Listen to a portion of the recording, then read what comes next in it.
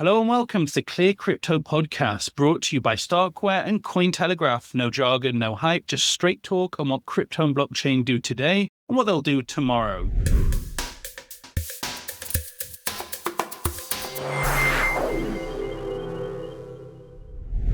If clear and crypto sound like a bit of a contradiction in terms, you're in the right place. Maybe you're stepping into this world. We will get you up to speed and with an amazing guest today. And if you're an OG who lives and breathes blockchain and crypto, don't go anywhere, because what we need to do as a community is work out how to be better at telling our story. So this is a podcast for you too, and especially this episode. I'm Nathan, a journalist who's fallen into blockchain, run the media desk at Starkware, and I'm delighted to welcome Gareth, who's going to be going on this adventure with me. Gareth Jenkinson, head of multimedia at Cointelegraph. How are you?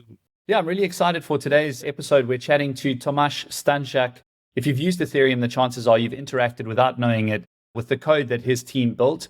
Tomasz founded Nethermind, one of Ethereum's core execution clients.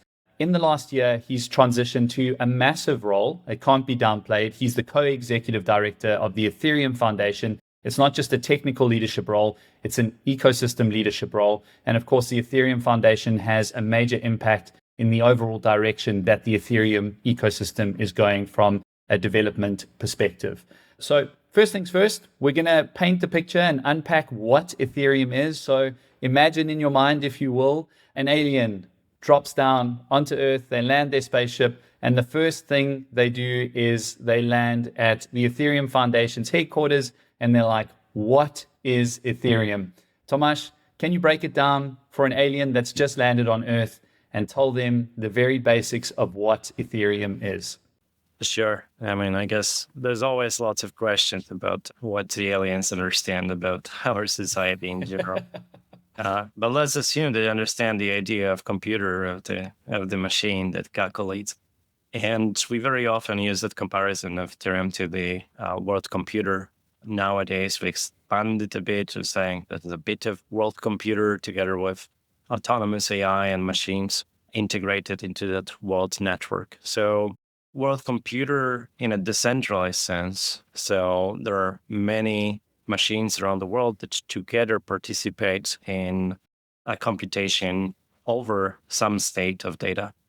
And the network itself allows all the participants to deploy components of this computation, make changes to how we calculate the next state, the state transition from one moment in time to next, to next, to next, to next.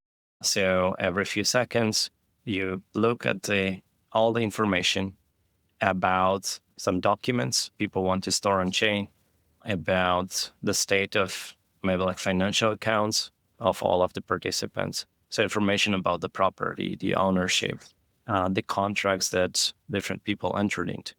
So you look at that state and you apply some set of changes to that state that follow the rules of the programs that are deployed on the network, the smart contracts. And then we jump to the next state, which is the result of calculation. But the biggest challenge is if you execute it around the world and you want to allow all the participants to verify themselves what the result of the calculation is, similar like in Bitcoin, you have to have a global agreement on the state transition, on the change from one state to another. So this is the world computer, the network that keeps computing everything in agreement between everyone independently without any single central machine executing computation that everyone has to trust. And this is what Ethereum does. So it's introducing to Bitcoin the programmability over the state. A programmability that is extremely expressive. And a state transition means that we can start building financial markets over Ethereum, that we can start deploying the ways for agentic AIs to collaborate, to coordinate their execution. So automating the world and making it a bit over time as a bit like a computer game over the global economy, over the global assets, and in the future maybe over the farmland, over the factories, just connecting everything to that network, deploying bits by bits, all of those different small programs that work together to allow everyone to connect and express the changes and agree on all of this. Tomasz, maybe you can just give us a very brief sort of background how you got into the Ethereum space. Obviously, you are well known as a founder of Nethermind, which is one of Ethereum's core execution clients, but I'm sure the journey to get there was long and interesting. So I'm curious to just start there with your history getting into Ethereum. Sure. My journey in the blockchain space starts really around 10 years ago. I went to a meetup in London to learn about blockchain because I was at the time working in the FX department at Citibank. So I thought, well, I'd love to understand what happens around this new type of money, around Bitcoin. And when I went to the meetup, I learned about Ethereum. It was just being launched and tested around that time. And as I started reading, I was more and more excited because it touched so many areas of what I was interested in. So it was game theory, it was engineering, so building systems, it was money and financial systems. And there was all of that vision of having multiple building blocks connected together and running independently and autonomously. It took me probably around a year and a half reading a lot about Ethereum, about blockchain, before I decided to start companies, to start Nethermind. And I started building the implementation of the software that is needed to run the network, so the node client. And to do that, I had to understand in depth, like cryptography used, all the components. And it was 3 years of building, coding. And I had from the very beginning a vision of building a company that would bring this technology to traditional finance. The traditional finance will need people that on one side will want to jump in and understand everything in the way that this crazy world of blockchain was operating at that time. And nowadays still is a bit, it feels like its own industry with its own rules and culture. And I thought someone will have to bring it back to traditional finance systems that will need the integrations.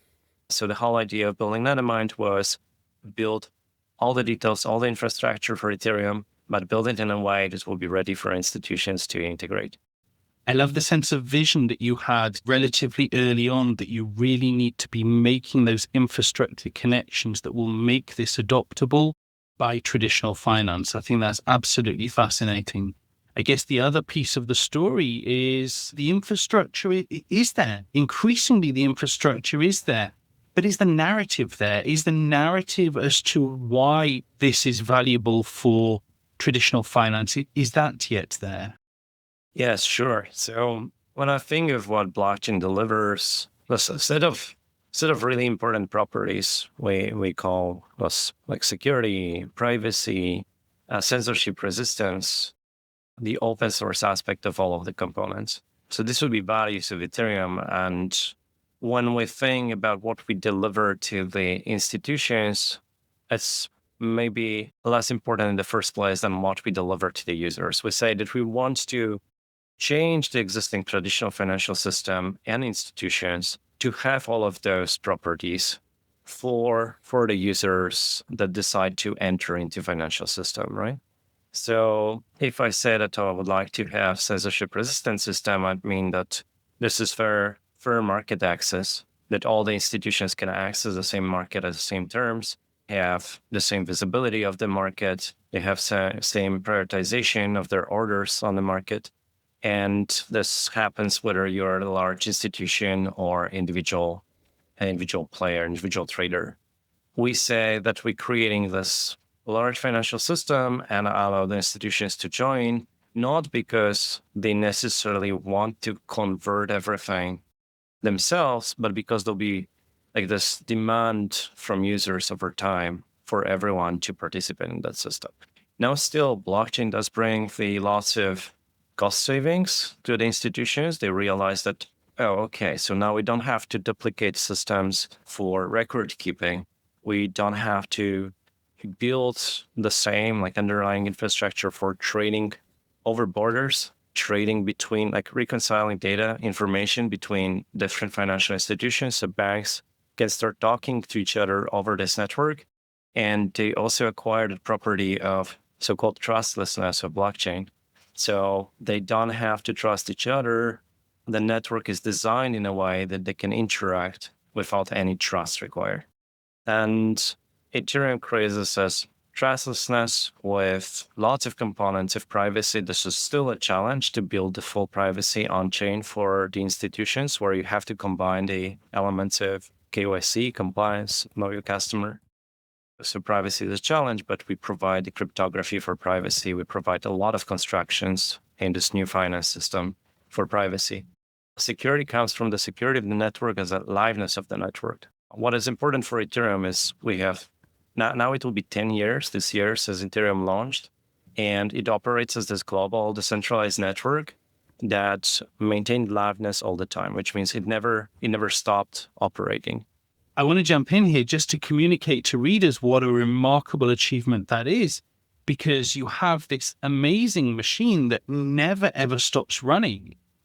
Now, what happens when an upgrade takes place? It's like changing an engine of a spacecraft while it's in full thrust. And that has happened on many occasions. You've had these many major upgrades, and they have happened with no interruption. That's quite remarkable, right? It is. I think one of the most remarkable moments was a few years back when we were introducing so-called merge. So it's the major upgrade to the network, replacing the consensus engine of Ethereum. So replacing the mechanism that allows all the different nodes in the network to agree on the ordering of transactions, to agree together irreversibly over time that this is how the blockchain looks. Right, so it's all this challenge of distributed systems that is being resolved, addressed by blockchains. And in the past, it was so-called proof of work, so the Bitcoin style solution with this energy wasting, hashing. And then after the change, it's proof of stake. So all the validators in the network can stake ETH, so stake 32 ETH to become validators. And they have some responsibilities to maintain the network safe, to validate if the network operates according to the rules, to witness the behavior of to witness all the information that flows between the nodes. Gareth, I think we have time for one more question, and I'm going to defer that to you, because you know best what your readers or the listeners here really want to know from Tomasz. So why don't you take it away? Yeah, perfect. I think the biggest question is, what does the future of Ethereum look like? Where does Ethereum go from here? There's been a lot of focus on a shift to layer 2s doing a lot of the computation and leaning on the layer 1 to settle the finality. Yeah, for our listeners out there, can you tell us a little bit about your job now, what the Ethereum Foundation is doing to get Ethereum back to where a lot of people would like it to be? Not that there's anything wrong, but there's obviously always differing opinions about the direction of Ethereum and how the network should look and operate. Sure. So within all of the design of the centralized network, Ethereum Foundation is one of the institutions that is responsible for expressing our will over upgrades for the network. So to make changes to how the network behaves, to take advantage of the new technological solutions, we have people that are researching the consensus, the mechanism design of all the solutions, the novel DeFi solutions, that research engineering solutions to the protocol challenges to make it faster, to make it more resilient, and so on. And also because it's a decentralized system, so there are so many institutions working together on those upgrades, you need a significant amount of coordination, of support, of how people meet together, how they decide on the rules of collaboration, of agreement, the processes of introducing changes to the network.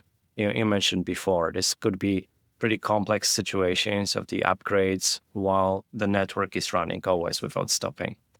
This is where Foundation, most of the time, tries to see its own responsibilities, coordination, research, testing of various components of the network. So all of this that is extremely hard to monetize, that requires a lot of expertise and legitimacy in the ecosystem, and that just few organizations in the ecosystem execute. So my role within the leadership of the foundation is to also to like not really impose my vision, but to be very communicative with everyone who's building on Ethereum to understand what are the different channels for which we collect information, whether things are working right or not. I think that's absolutely brilliant, Tomasz, the way that you put the people at the center, the way that you put the many around the world who will benefit from Ethereum at the center.